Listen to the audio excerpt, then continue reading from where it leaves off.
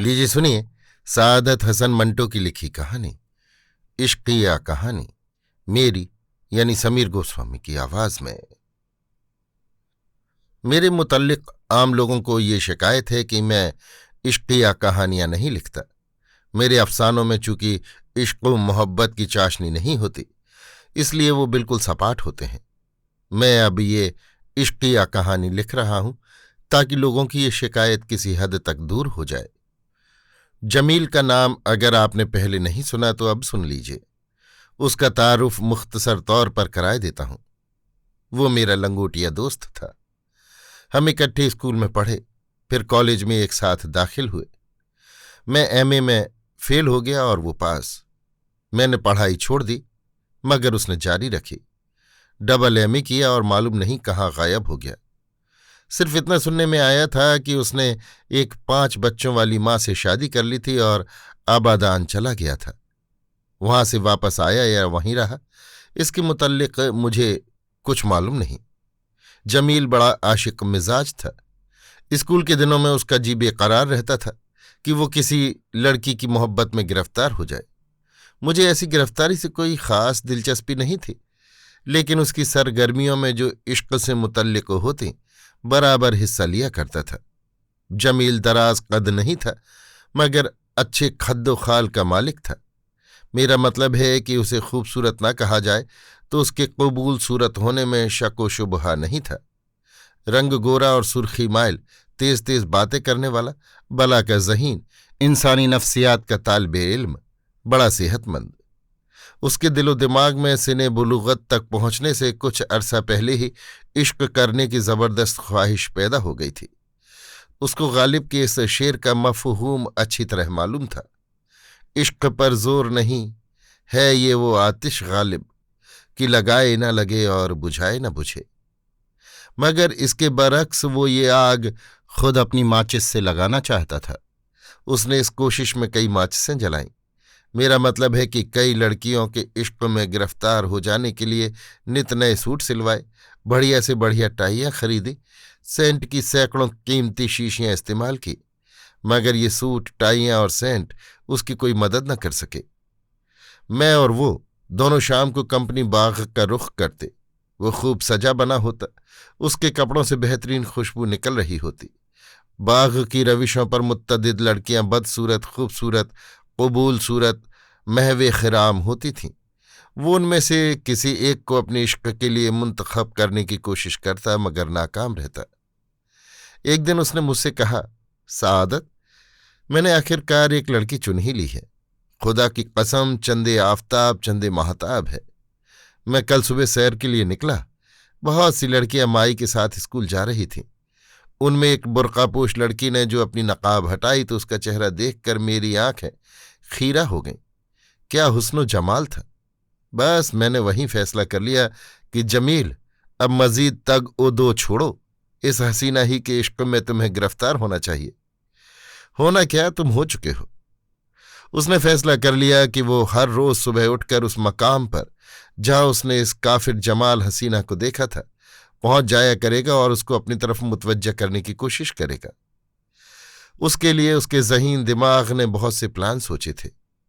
एक जो दूसरों के मुकाबले में ज्यादा काबिल अमल और जूद असर था, उसने मुझे बता दिया था। उसने हिसाब लगाकर सोचा था कि 10 दिन मुतवातिर उस लड़की को एक ही मकाम पर खड़े रह कर देखने और घूरने से इतना मालूम हो जाएगा कि उसका मतलब क्या है, यानी वो क्या चाहता है। इस मुद्दत के बाद वो उसका रद्द अमल मुलाहिजा करेगा और इस तज्जिए के बाद कोई फैसला मुरत्तब करेगा। ये अगलब था कि वो लड़की उसका देखना घूरना पसंद ना करे, माई से, अपने वालिदैन से उसके गैर अखलाकी रवैये की शिकायत कर दे। यह भी मुमकिन था कि वो राजी हो जाती। उसकी साबित कदमी उस पर इतना असर करती कि उसके साथ भाग जाने को तैयार हो जाती। जमील ने तमाम पहलुओं पर अच्छी तरह गौर कर लिया था, शायद ज़रूरत से ज्यादा। इसलिए कि दूसरे रोज जब वो अलार्म बजने पर उठा तो उसने उस मकाम पर जहां उस लड़की से उसकी पहली मर्तबा मुठभेड़ हुई थी जाने का ख्याल तर्क कर दिया। उसने मुझसे कहा, सादत, मैंने ये सोचा है कि हो सकता है स्कूल में छुट्टी हो, क्योंकि जुमा है। मालूम नहीं इस्लामी स्कूल में पढ़ती है या किसी गवर्नमेंट स्कूल में। फिर यह भी मुमकिन था कि अगर मैं उसे ज्यादा शिद्दत से घूरता तो वो भन ना जाती। इसके अलावा इस बात की क्या जमानत थी कि 10 दिन के अंदर अंदर मुझे उसका रद्द अमल यकीनी तौर पर मालूम हो जाएगा। बाफर्ज मुहाल वो रजामंद हो जाती। मेरा मतलब है, मुझे बिलमुशाफा गुफ्तगू का मौका दे देती तो मैं उससे क्या कहता। मैंने कहा, यही कि तुम उससे मोहब्बत करते हो। जमील संजीदा हो गया। यार, मुझसे कभी कहा ना जाता। तुम सोचो ना, अगर ये सुनकर वो मेरे मुंह पर थप्पड़ दे मारती कि जनाब आपको इसका क्या हक हासिल है, तो मैं क्या जवाब देता। ज्यादा से ज्यादा मैं कह सकता कि हुजूर, मोहब्बत करने का हक हर इंसान को हासिल है। मगर वो एक और थप्पड़ मेरे मार सकती थी कि तुम बकवास करते हो, कौन कहता है कि तुम इंसान हो। किस्सा मुख्तसर ये कि जमील उस हसीन और जमील लड़की की मोहब्बत में खुद को अपनी तज्जिया खुदी के बाइस गिरफ्तार न करा सका, मगर उसकी ख्वाहिश बदस्तूर मौजूद थी। एक और खूबरू लड़की उसकी तलाश करने वाली निगाहों के सामने आई और उसने फौरन तहैया कर लिया कि उससे इश्क लड़ाना शुरू कर देगा। जमील ने सोचा कि उससे खत किताबत की जाए। चुनांचे उसने पहले खत के कई मुसवद्दे फाड़ने के बाद आखिरी इश्क मोहब्बत में सराबोर तहरीर मुकम्मल की, जो मैं यहाँ मिनोअन नकल करता हूँ। जाने जमील, अपने दिल की धड़कनें सलाम के तौर पर पेश करता हूँ। हैरान न होइएगा कि ये कौन है जो आपसे यूं बेधड़क हम कलाम है। मैं अर्ज किए देता हूँ, कल शाम को 6:15 बजे, नहीं 6:11 पर जब आप अमृत सिनेमा के पास तांगे में से उतरी तो मैंने आपको देखा। बस एक ही नज़र में उसने मुझे मसहूर कर लिया। आप अपनी सहेलियों के साथ पिक्चर देखने चली गई और मैं बाहर खड़ा आपको अपनी तसव्वुर की आंखों के मुख्तलिफ रूपों में देखता रहा। 2 घंटे के बाद आप बाहर निकली, फिर जियारत नसीब हुई और मैं हमेशा हमेशा के लिए आपका गुलाम हो गया। मेरी समझ में नहीं आता मैं आपको और क्या लिखूं। बस इतना पूछना चाहता हूं कि आप मेरी मोहब्बत को अपने हुस्न जमाल के शायान शान समझेंगी या नहीं। अगर आपने मुझे ठुकरा दिया तो मैं खुदकुशी नहीं करूंगा, जिंदा रहूंगा ताकि आपके दीदार होते रहें। आपके हुस्न जमाल का परस्तार, जमील। ये खत उसने मेरे घर में खुशबूदार कागज पर अपनी तहरीर से मुंतकिल किया था। लिफाफा फूलदार और खुशबूदार था, जिसको जमालियाती ज़ौक़ ने पसंद नहीं किया था। चंद रोज के बाद जमील मुझसे मिला तो मालूम हुआ कि उसने ये खत उस लड़की तक नहीं पहुंचाया। अव्वलन इसलिए कि इश्क का आगाज खत से करना नामुनासिब है, सानियन इसलिए कि इस खत की तहरीर बेरब्त और बेअसर है। उसने खुद को लड़की मुतसव्वर करके ये खत पढ़ा और उसको बहुत मज़हका खेज मालूम हुआ। सालिसन इसलिए कि तफ्तीश करने के बाद उसको मालूम हुआ कि लड़की हिंदू है। ये मरहला अभी शुरू होने के पहले ही खत्म हो गया। उसके घर में मेरा आना जाना था, मुझसे कोई पर्दा वगैरह नहीं था।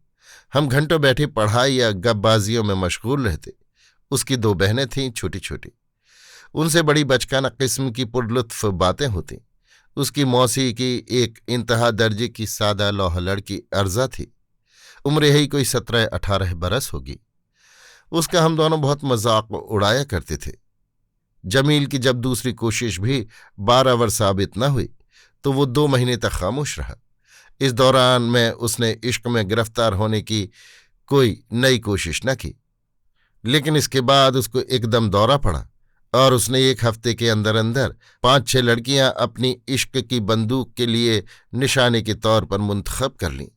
पर नतीजा वही ढाक के 3 पात।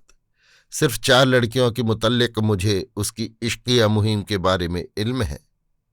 पहली ने, जो उसकी दूर दराज की रिश्तेदार थी, अपनी माँ के जरिए उसकी माता की अल्टीमेटम भिजवा दिया कि अगर जमील ने उसको फिर बुरी नज़र से देखा तो उसके हक़ में अच्छा न होगा। दूसरी गौर से देखने पर चेचक के दागों वाली निकली। तीसरी की 6-7वें रोज एक कसाई से मंगनी हो गई। चौथी को उसने एक लंबा इश्किया खत लिखा जो उसकी मौसी की बेटी अजरा के हाथ आ गया। मालूम नहीं किस तरह पहले जमील उसका मजाक उड़ाया करता था, अब उसने उड़ाना शुरू कर दिया, इतना कि जमील का नाक में दम आ गया। जमील ने मुझे बताया, सादत, ये अजरा जिसे हम बेवकूफ़ी की हद तक सादा लौह समझते थे, सख्त जालिम है, सब समझती है। जिस लड़की को मैंने खत लिखा था और गलती से अपने मेज के दराज में रखकर ये सोचने में मशगूल था कि वो इसका क्या जवाब लिखेगी, ये कमबख्त जाने कैसे ले उड़ी। अब उसने मेरा नातका बंद कर दिया। बाज़ औक़ात ऐसी तल्ख बातें करती है कि मुझे रुलाती है और खुद भी रोती है। मैं तो तंग आ गया हूं। उससे बहुत ज्यादा तंग आकर उसने अपनी इश्क की मुहिम और तेज कर दी। अब की उसने 14 लड़कियां चुनी, मगर अच्छी तरह गौर करने के बाद उनमें सिर्फ एक बाकी रह गई। 10 उसके मकान से बहुत दूर रहती थीं, जिनको हर रोज हतमी तौर पर देखने के मुतल्लिक उसका दिल गवाही नहीं देता था। 2 ऐसी थीं जिनका खानदानी होने के बारे में उसे शुबहा था। 12 हुई। 13वीं ने एक दिन ऐसी बुरी तरह घूरा कि उसके औसान खता हो गए। 14वीं, जो कि 14वीं का चांद थी, मुल्तफित हो जाती, मगर वो कमबख्त कम्युनिस्ट थी। जमील ने सोचा कि इसका इल्तिफात हासिल करने के लिए वो जरूर कम्युनिस्ट बन जाता, खादी के कपड़े पहनकर मजदूरों के हक में 10-12 तकरीरें भी कर देता। मगर मुसीबत ये थी कि उसके वालिद साहब रिटायर्ड इंजीनियर थे, उनकी पेंशन यकीनन बंद हो जाती। यहां से नाउम्मीदी हुई तो उसने सोचा कि इश्कबाजी फजूल है, शराफत यही है कि वो किसी से शादी कर ले, इसके बाद अगर तबीयत चाहे तो अपनी बीवी की मोहब्बत में गिरफ्तार हो जाए। चुनांचे उसने मुझे इस फैसले से आगाह कर दिया। तय ये हुआ कि वो अपनी अम्मी जान और अपने अब्बा जान से बात करे। बहुत दिनों की सोच विचार के बाद उसने इस गुफ्तगू का मुसव्वदा तैयार किया। सबसे पहले उसने अपनी अम्मी से बात की। वो खुश हुई। इधर उधर अपने अजीजों में उन्होंने जमील के लिए मौजूद रिश्ता ढूंढने की कोशिश की, मगर नाकामी हुई। पड़ोस में खान बहादुर साहब की लड़की थी एमए, बड़ी ज़हीन और तबीयत की बहुत अच्छी, मगर उसकी नाक चिपटी थी। खाला की बेटी हुस्न आरा थी, पर बेहद काली। सुगरा थी, मगर उसके वालिदैन बड़े खसीस थे। दहेज में जितने जोड़े जमील की मां चाहती थी, उससे वो आधे देने पर भी रजामंद नहीं थे। अजरा का तो कोई सवाल ही पैदा नहीं होता था। जमील की मां ने बड़ी कोशिशों के बाद रावलपिंडी के एक मुअज्जज और मुतमव्वल खानदान की लड़की से बातचीत तय कर ली। जमील अपनी नाकाम इश्कबाजियों से इस कदर तंग आ गया था कि उसने अपनी मां से ये भी न पूछा कि शक्ल सूरत कैसी है। वैसे उसने अपने जिंदा तसव्वुर में इसका अंदाज़ा लगा लिया था और मुफस्सल तौर पर सोच लिया था कि वो उसकी मोहब्बत में किस तरह गिरफ्तार होगा। ये सिलसिला काफ़ी देर तक जारी रहा। मैं खुश था कि जमील की शादी हो रही है। उसके मर्ज़ मुतल्लिका बा इश्क का एक फ़कत यही वाहिद इलाज था। 6 महीने गुजर गए। आखिर रावलपिंडी के उस मुअज्जज और मुतमव्वल खानदान जिसका नाम गालिबन शरीफा था, उसकी मंगनी हो गई। इस तकरीब पर उसे ससुराल की तरफ से हीरे की अंगूठी मिली, जो वो हर वक्त पहने रहता था। इस पर उसने एक नज्म भी लिखी जिसका कोई शेर मुझे याद नहीं। 1 बरस तक सोचता रहा कि उसे अपनी दुल्हन को कब अपने यहाँ लाना चाहिए। आदमी चूंकि आज़ाद और रोशन ख्याल किस्म का था, इसलिए उसकी ख्वाहिश थी कि माँ बाप से अलहदा अपना घर बनाए। ये कैसा होना चाहिए, उसमें किस डिज़ाइन का फर्नीचर हो, नौकर कितने हो, माहवार खर्च कितना होगा, सास के साथ उसका क्या सलूक होगा, इन तमाम उमूर के बारे में उसने काफ़ी सोच विचार की। नतीजा ये हुआ कि लड़की वाले तंग आ गए। वो चाहते थे कि रुखसती का मरहला जल्द अज जल्द तय हो। जमील इस बारे में कोई फैसला न कर सका, लेकिन उसकी अम्मी ने एक तारीख मुकर्रर कर दी। कार्ड वार्ड छप गए। वलीमे की दावत के लिए ज़रूरी सामान का बंदोबस्त कर लिया गया। उसके वालिद बुजुर्गवार शेख मोहम्मद इस्माइल साहब रिटायर्ड इंजीनियर बहुत मसरूर थे, मगर जमील बहुत परेशान था, इसलिए कि वो अपने बनने वाले घर का आखिरी नक्शा तैयार नहीं कर सका था। रुखसती की तारीख 9 अक्टूबर मुकर्रर की गई। 8 अक्टूबर की शाम को बहुत देर तक, मेरा ख्याल है रात के 2 बजे तक, उस आने वाले हादसे के मुतल्लिक तबादला ख्याल करते रहे, लेकिन किसी नतीजे पर न पहुंचे। आखिर तय ये हुआ कि जो होता है होने दिया जाए।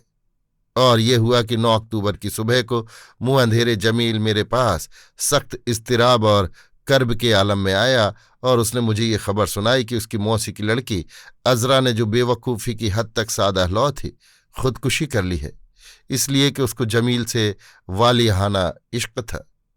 वो बर्दाश्त न कर सकी कि उसके महबूब व माबूद की शादी किसी और लड़की से हो। इस ज़िम्न में उसने जमील के नाम खत लिखा, जिसकी इबारत बहुत दर्दनाक थी। मेरा ख्याल है कि ये तहरीर यादगार के तौर पर उसके पास महफूज होगी। अभी आप सुन रहे थे सादत हसन मंटो की लिखी कहानी इश्किया कहानी, मेरी यानी समीर गोस्वामी की आवाज में।